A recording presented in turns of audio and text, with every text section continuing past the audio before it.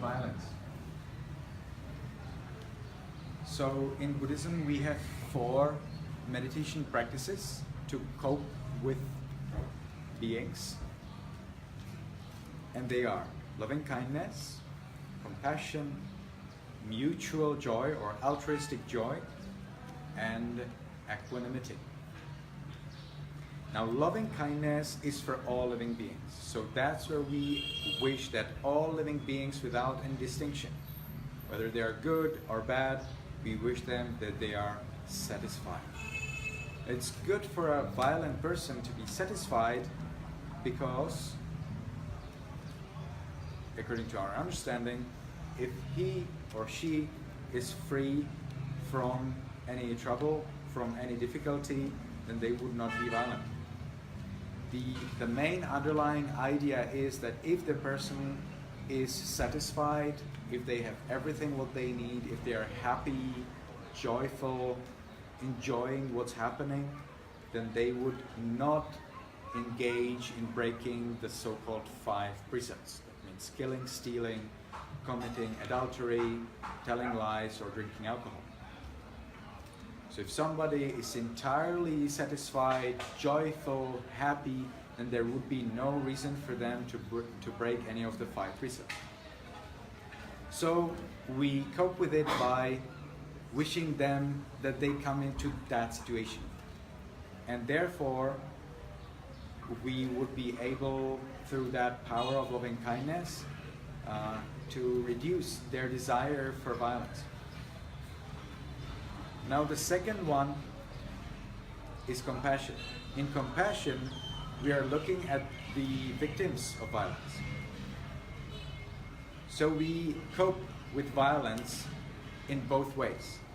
Both from the loving kindness, when we wish all beings just to be happy, satisfied, to enjoy whatever they already have without breaking those 5 precepts, to come to a state where they have no reason, where there would be no cause. In Buddhism, everything has a cause, so if there's no cause, it will just not bring an effect. So if you remove cause, then the effect will not be there.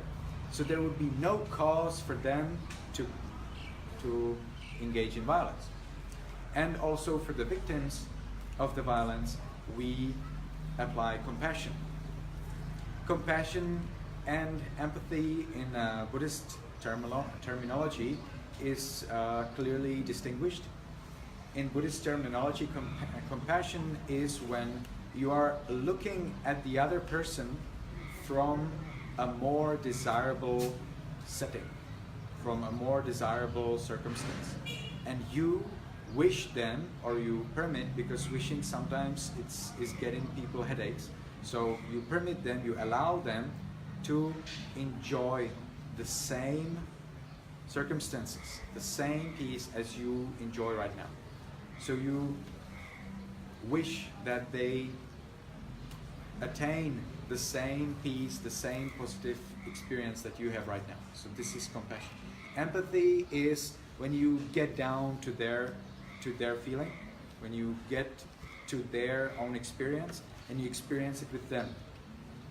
And from there, through experiencing the same thing that they experience, you help them through using the other circumstances which they don't have.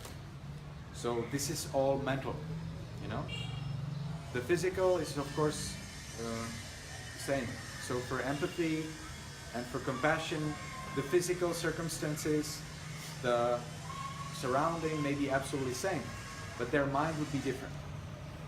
For a compassionate person, it's easier to help more people because they're not so much wary with the other people. They're always keeping their cool.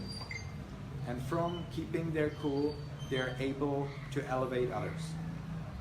If we have to give a simile, and this might not be pleasant for some, but hopefully you will understand me. Let's say that there's a cesspool and somebody is drowning in the cesspool. And they're right close to the bank. Let's say that they're right close to the bank, or that you have a boat and you can just approach them easily. So one way is that you go into the cesspool yourself and then swim with them together to the bank. Another way is that you take a stick and have them hold that stick and gradually drag them up. Now, it has been scientifically found out that those who are empathic, who empathically experience the same thing as the other person, have the same brain activity as the person who is suffering indeed.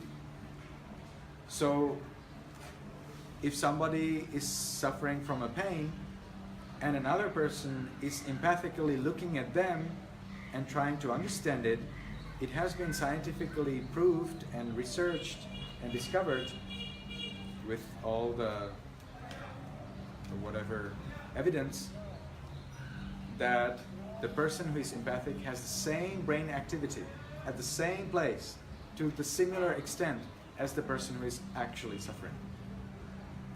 So I would not recommend that. In Buddhism, we teach compassion.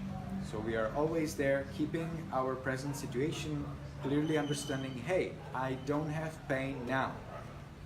So we are accepting the way it is. We are not making it worse than it is at the present moment for ourselves, but we are open to help the other living beings in any way we can. And as I have explained previously in the Dhamma talk portion, it doesn't mean that we will always be perfect and correct and do everything right, but we try our best. You know, we try the best we think is the best we can try for. So as much as we can, we try. And so this is compassion. Now the second or the third one is mutual joy. Now mutual joy is a little bit off topic here, so I'll just mention it in brief. Mutual joy or altruistic joy is when another person is successful, happy, they're already, there where you are, or they're better off, and you wish them that they continue to enjoy that what they already have, or, which is not so famous, but I believe that's part of it too, wish them that they are even better. That's what counters jealousy and envy. Wish the person who is better off to be even better. So this is the third practice, altruistic joy. Now the fourth one is equanimity. And equanimity is the answer for the question, how do we in Buddhism deal with violence? With equanimity. Now equanimity is the highest of the four practices, so it should be practiced after you have mastered loving kindness and compassion. Now if I didn't say this, I could be easily misunderstood, and still I think I will be misunderstood. Now in the case of equanimity,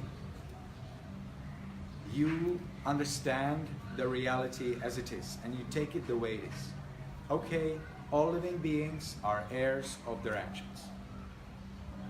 So the underlying idea behind the coarser level of this practice is that if you cannot bear somebody's suffering, if you think, I wish them to be happy, but at the moment I think about them, I lose all of my happiness, I immediately just fall into despair.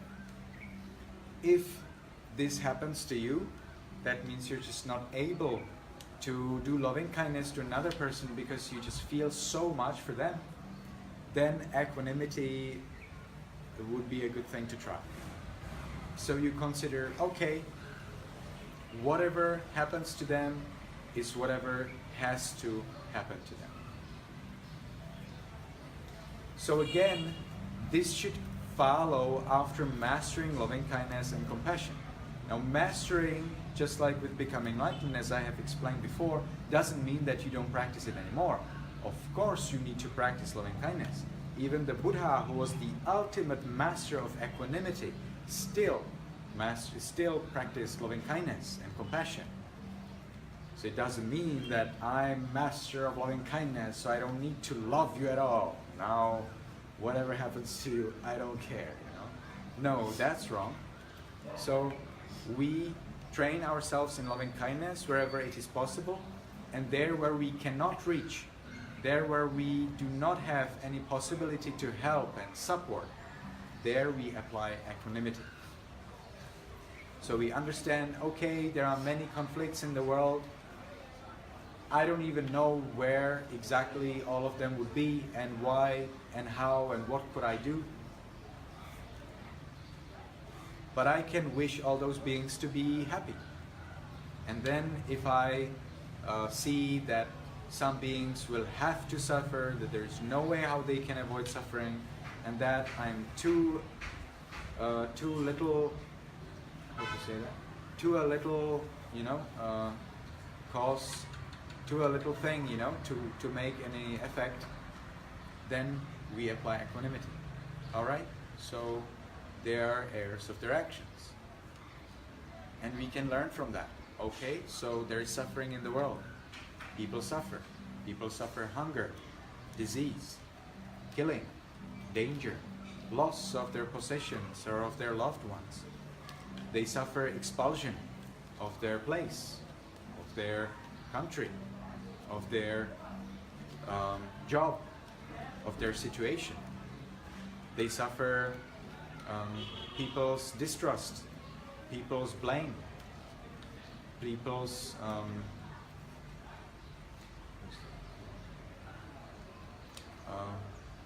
wrong accusations, false accusations.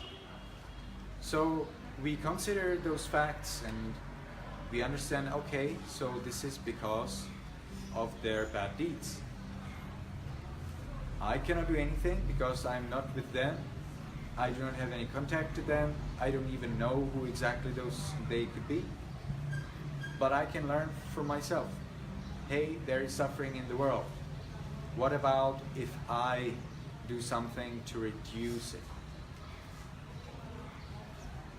The paradoxical and very ironic, or actually sarcastic thing here is that when you commit a bad deed, commonly there will be somebody to bring about the consequence for you. That's pretty bad. So not only that you commit a bad deed and then you will suffer for that, but somebody else might be, not always, might be part of, of repaying, but for that they will then suffer, more.